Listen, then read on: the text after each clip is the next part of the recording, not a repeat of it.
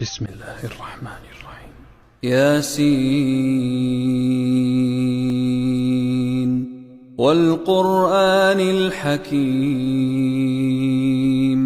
إنك لمن المرسلين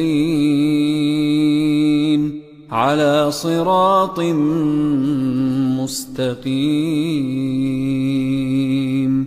تنزيل العزيز الرحيم لتنذر قوما ما أنذر آباؤهم فهم غافلون لقد حق القول على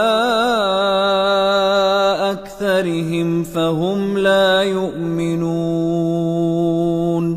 إنا جعلنا في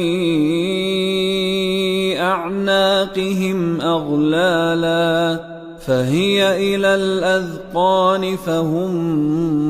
مقمحون وجعلنا من بين أيديهم سدا ومن خلفهم سدا